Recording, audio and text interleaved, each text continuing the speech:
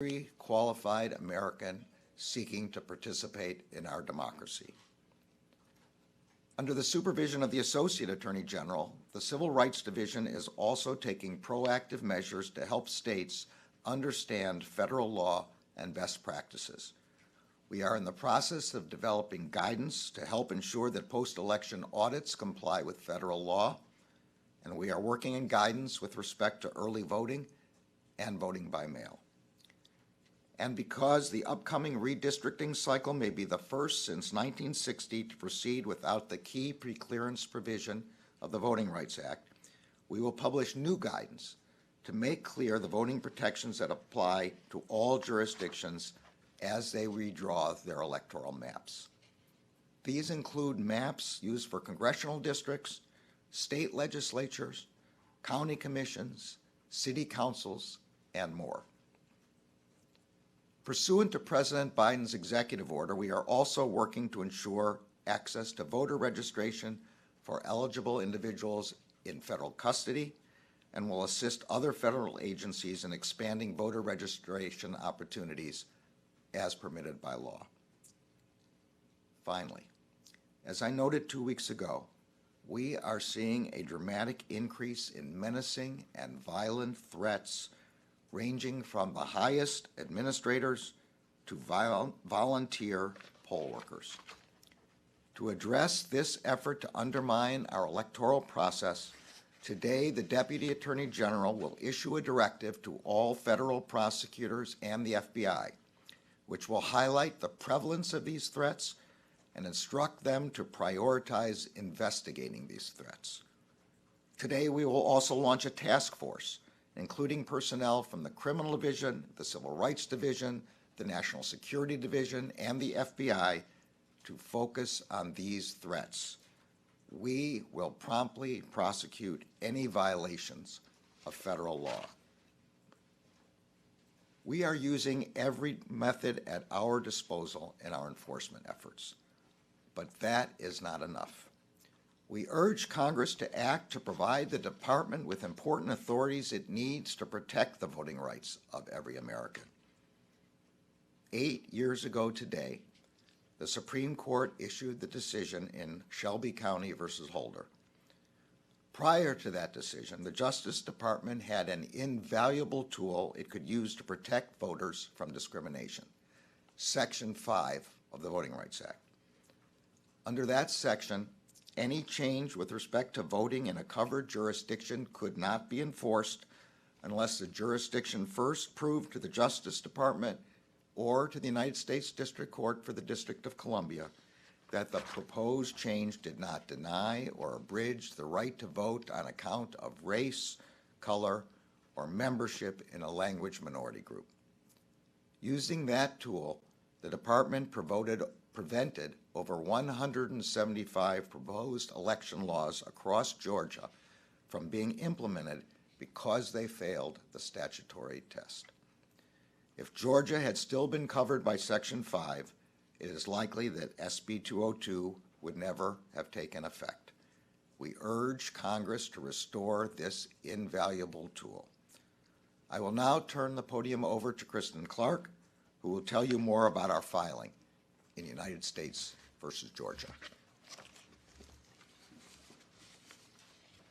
Thank you, Attorney General Garland.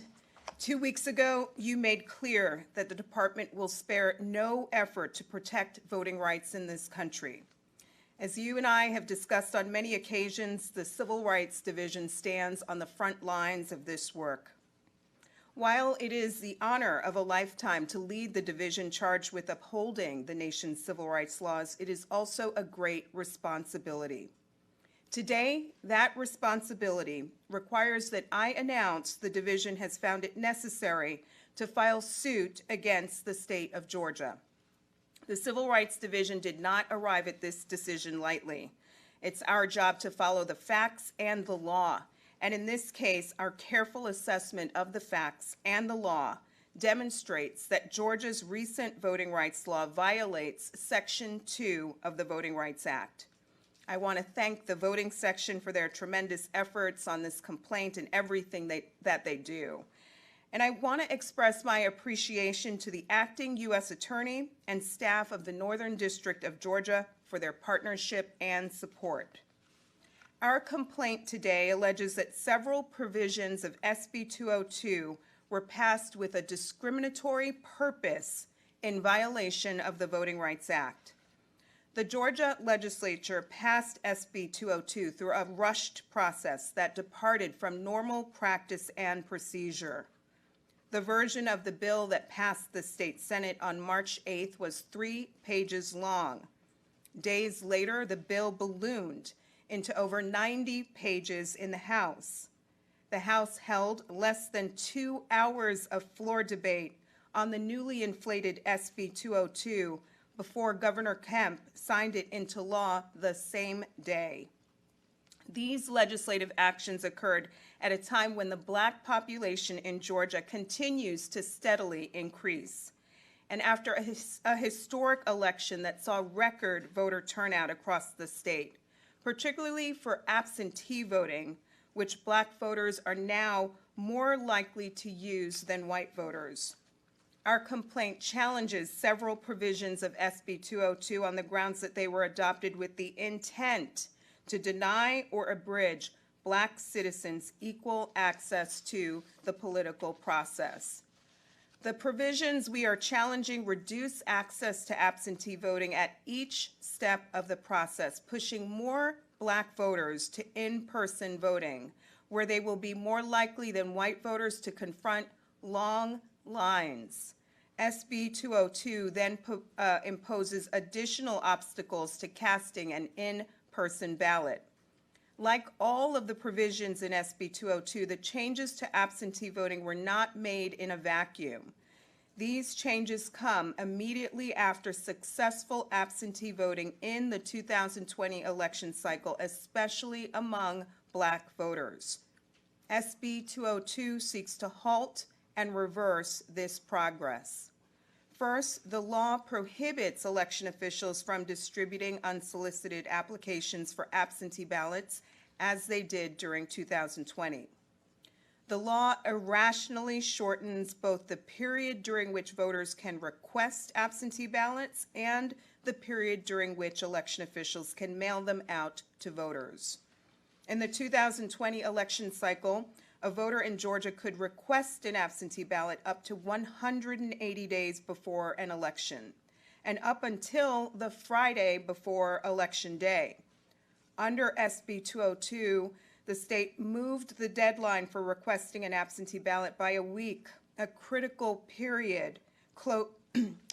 time period close to Election Day, where data shows that Black voters are more likely than white voters to request an absentee ballot.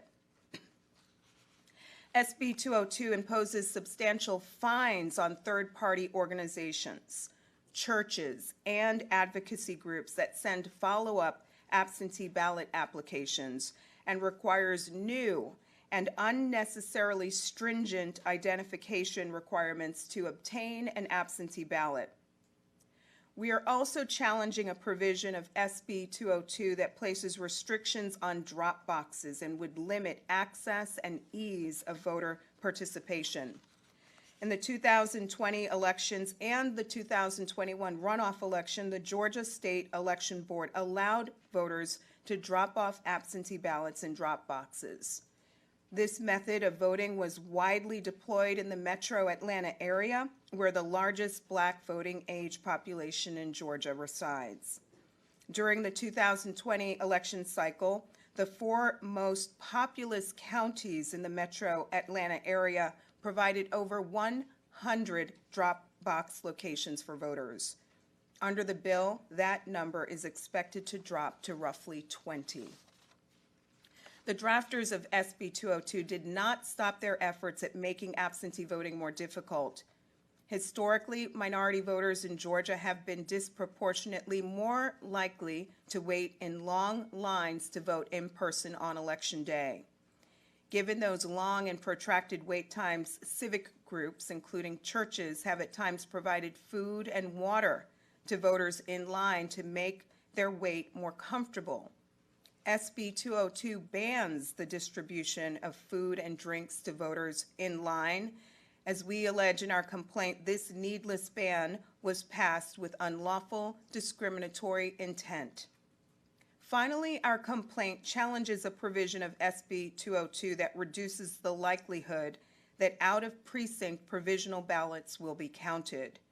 It's well documented that communities of color change residences more frequently than other populations, and because of this greater residential mobility and polling site closures and consolidations, Black voters are more likely to end up at the wrong precinct on Election Day. SB 202 reduces the chances that those eligible voters will have their ballot counted. Section 2 of the Voting Rights Act, one of our nation's bedrock civil rights statutes, prohibits the enforcement of any voting practice or procedure that has the purpose of denying or abridging the vote on account of race, color, or membership in a language minority group. As we allege today, SB 202 violates this federal law. The Attorney General has made clear that the Justice Department will not stand idly by in the face of unlawful attempts to restrict access to the ballot. Today's filing demonstrates the commitment to this charge. The Civil Rights Division stands ready to protect the constitutionally guaranteed voting rights of Americans in Georgia and wherever else those rights may be threatened in our country.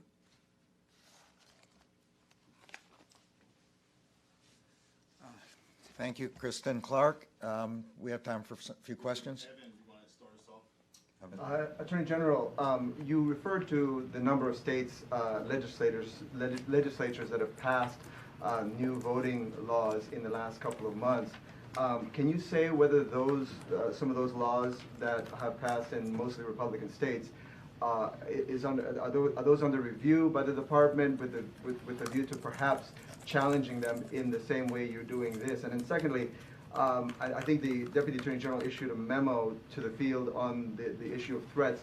Can you say whether any idea of how many threats are under investigation, or is this an effort to sort of get ahead of the 2022 election cycle with regard to threats to election officials? On the first question, it is, as I said, we're looking at laws that were passed before, as well as the ones that have been recently passed, and as they are being passed. And we'll make the same kind of judgment that we made with respect to this one. The voting rights section has a process for evaluating them, and when the process is completed, if we decide to make a filing, we'll do so, and of course we'll let you know. With respect to the second question, we are concerned very much both about deterring threats and about prosecuting past threats if they violate the law. As to the numbers, I think I'll give the Deputy Attorney General a chance to talk a little bit more. Thank you, and thank you for the question, Evan. Look, citizens who protect our right to vote are fundamentally protecting our democracy, and so we have to protect them. And that's why I issued the directive the Attorney General spoke of a few moments ago, which does two things fundamentally. It launches a task force in the department to ensure that we are bringing the full resources of the department to protect election officials, whether they're appointed, whether they're elected, whether they're volunteers, regardless of party. And also, what it does is prioritizes and sends a very clear message to the field, to every federal prosecutor and the FBI, that we need to prioritize the investigation, the identification. It asks them to engage with state and local officials. We have to identify these threats, prioritize their investigation, and prioritize those prosecutions and hold these individuals accountable who are threatening election officials. One of the reasons for this task force and centralizing reporting, which is what this directive also does, is to make sure we fully understand the real scope of these threats to election officials and fundamentally to the right to vote. All right, let's go now to the Atlanta Journal-Constitution. Tia. Hi. There are already 7 pending lawsuits in Georgia against SB 202. How is this federal lawsuit different? What do you think the DOJ brings to the table with all these other actions already pending? Well, for myself, I'll just say, we've said in the complaint, you'll see it's quite detailed, says exactly the provisions that we're filing with respect to. With respect to the relationship to the other lawsuits, I'm going to let the Assistant Attorney General for Civil Rights answer. The Civil Rights Division carefully follows the facts and the law, and here that's what we did. We looked carefully at the Georgia law and determined that there's an important federal interest to protect here, and that's ensuring that eligible voters across the state of Georgia enjoy equal access to the ballot regardless of race. We will continue to do just that. We will continue to analyze other laws that may be passed across the country. We'll follow the facts and the law. We'll look at these laws carefully, and where we determine that there may be a potential violation of the Voting Rights Act or another federal civil rights law that the Justice Department is tasked with enforcing, we will act. Thank you. Kevin, you want to? Yeah, just a couple of questions. One on the voting rights lawsuit. What prompted on the threats issue, just following Evan's question, what prompted you specifically to make the direction that you made today? What about the threats moved you to take that action? And second, Mr. Attorney General, you met with news organizations recently to discuss the seizure of records. Is there anything more that you can do in terms of legislation at Congress to push that issue forward? So on the first question, I want to give credit to the news media. There were a number of articles that collected all the threats and discussed them, putting them together in a way that I have to say, frankly, I had not seen before.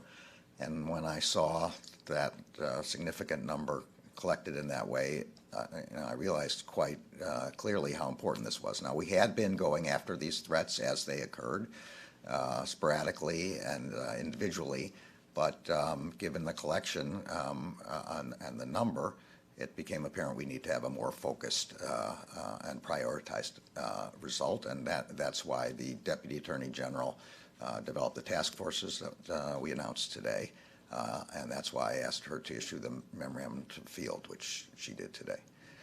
On your second question, just generally what we're planning to do with respect to the subpoenas to reporters going forward is that we will not seek information by compulsory process from reporters who are doing their jobs, and we will not seek information about reporters' records from third parties under the same circumstances. Your durability question is a very good one, so my intention is to get this out as a memorandum quickly to the field so that everyone is clear about our position. That will then be followed by regulations, which will make it more durable. But you are right in suggesting the only way to really make it permanently durable is through legislation, and I personally will support working with Congress to develop legislation that would make protections for obtaining the press's records part of legislation. All right. Thanks, everybody. Appreciate it. Thank you.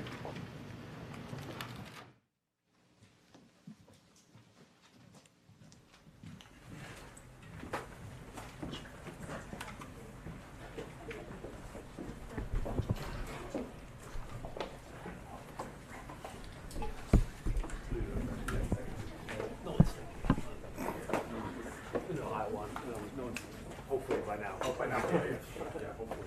You can move the bars out. Maybe they're just bringing down.